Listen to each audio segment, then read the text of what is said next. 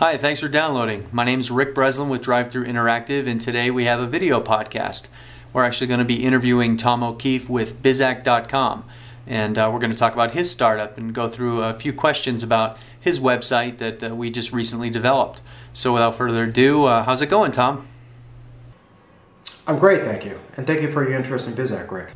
It's my pleasure. This has been a really fun project to work on. So I have a question. What is Bizac? That is, can you give us like your elevator speech? What does the website do? Bizac is a business network which computes the valuation and profitability of internet startups. Startups can register with Bizac, compute their analytics, their web analytics, and their financials, compare them to their competitors, and compare them to industry benchmarks. On the other side of Bizac, there are investors. Investors use Bizac to analyze the statistics and find new funding opportunities in the Web 2.0 and internet space. Okay, so let's say I'm a startup or a small business and I have a few websites. What do I do when I get to Bizac.com and why would I sign up? What is the benefit? Startups that are interested in Bizac should first visit Bizac.com, and then we have a very easy registration form that you can find via the upper left-hand corner of the site. This will allow you to create an account with Bizac, and once created, you can compute your financials and your numbers. Surprisingly, a lot of startups do not know how much money they make, especially how much money they make per person. And that's where probably the biggest analytical tool Bizac has is the earnings per visitor. It tells you exactly how much money you make for every visitor that comes to your site. And these computational tools are free for startups and easily register on the site. I see. That's a pretty exciting concept, but how do we know the data is accurate? I mean, I'm really interested in that sort of data. How do I know people aren't just throwing numbers in there in the millions and throwing off all of the computations? The accuracy of the data is a lot in the hands of the startups. So it's important for the startups to be truthful for their project and to enter in the visitors and the revenues and the costs associated with each project truthfully. This will give them the most accurate computation of valuation, earnings per visitors, and the best tool for them to judge how much money and how profitable and the value of their company is.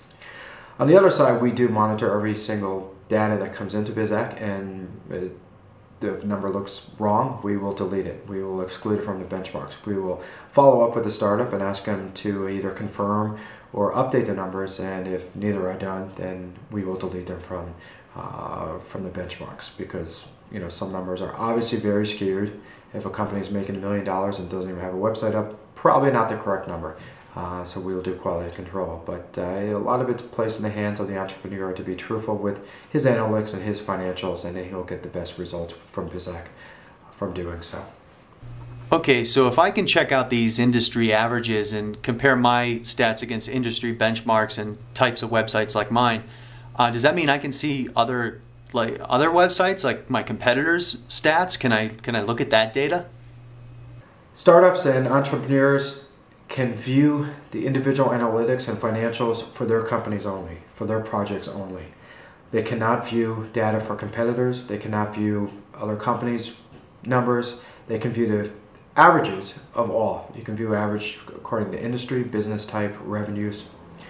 This will give you the benchmarks, the anonymous aggregation of all the projects in Bizac.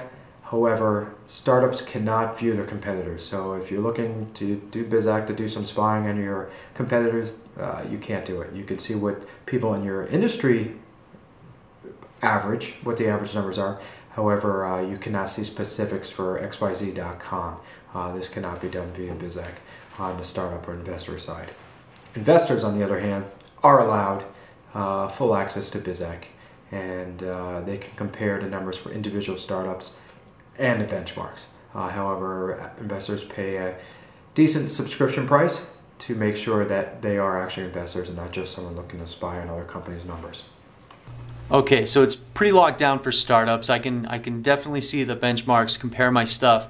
But you mentioned investors can sign up for this service. So what do the investors see? I mean, what if I put in my stats and they're not too great and my valuation isn't too high? Can investors see that? Does that ruin my chances of getting investor money?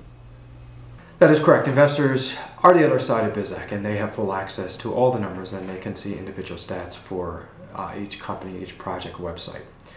If your numbers are below average and not something you're necessarily proud of and want investors to view, you have the option to exclude your numbers from the investor side of BizAc. So with an exclusion, investors won't be able to see your exact stats. However, anonymously your numbers will still be computed into the average benchmarks for BizAc. So investors will indirectly be able to, your numbers will indirectly determine the averages and the values on BizAc. However, investors won't be able to give a comparison specific to your company. So you have a lot of options and privacy, and your numbers can be 100% anonymous if you like to do so. Okay, cool. So I can use your service to compare the numbers first, and if I'm not doing too well, I have a chance to go back, work on my site, maybe bring my numbers up, and then do I reach out to the investors? How does the relationship between the startups and their projects, how do they get that information in front of investors? What starts the communication? We at BizAc fully encourage you to continuously update your numbers based on months, and hopefully each month your numbers get better, your visitors get better, your earnings and revenues increase, and hopefully your costs decrease too. So we totally encourage you to come back, and then if there's a time where you feel your numbers are up to par and you would like to submit them to investors, you have the option within the update form to elect for investors to see your projects and see your totals. And then there is a communication network between you and the investor side, and hopefully he or she finds your project interesting and will help fund your profitability. Okay, so let's say I'm on the other side. Let's say I'm an investor and I find a few startups that I'm interested in because they've got great numbers and they're at the top of their industry. How do I reach out to them? What sort of, does this happen through the website? How does that happen? The other side of BizAc is the investor side. A lot of startups are interested just in computing their own data and seeing how they compare to industry benchmarks and averages. However, there are some obviously that are looking for funding and some support to maintain their project. So this is where the investor side of BizAc comes in. Investors have more entitlements than startups. Like startups, investors can view the average benchmarks for all industries, all business types, all revenue sources. So where they can view a company in the retail industry who is a wiki, who relies on Google AdSense. You can sort that to retail, wiki, in-house advertising. There are hundreds and hundreds of ways you can view the benchmarks, and with each combination you'll get a new average. So investors like the startups have access to this, but unlike the startups, investors can view the stats for individual startups that have elected for their numbers to be viewed by investors. So in this case, in addition to being able to view the benchmarks for industry and business type of revenues, investors can view the stats for each company within that industry. So XYZ.com, ABC.com, they can compare all those projects together and compare them to the benchmarks. And this is the difference between the investor side of BizAc and the startup side of BizAc. To ensure that investors are actually investors and not some competitive viewers that just wants to spy on your numbers, we have priced the investor side to be in sync with most investor service in the financial world, and to make sure people that are paying for it get the correct data. Okay, I got one more question for you. What are the future plans for BizAc? I know right now you're in beta, so you're taking in data for all the startups, and you're eventually going to turn that data out to the investor side of it. But what do you have after that? What's in the future for BizAc? The future BizAc.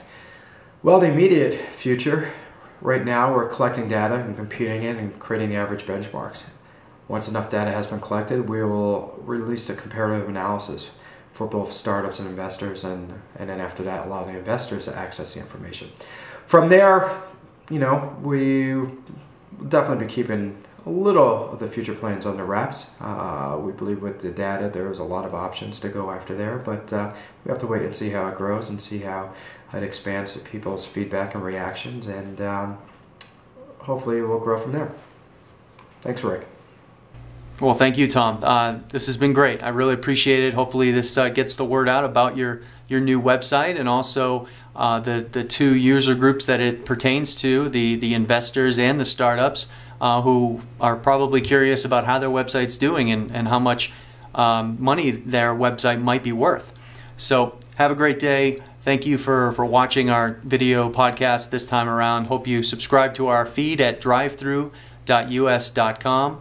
Check out our blog. We have some great data in there for small businesses who want to market their websites online and, of course, want to improve their site and their web presence. Have a great day.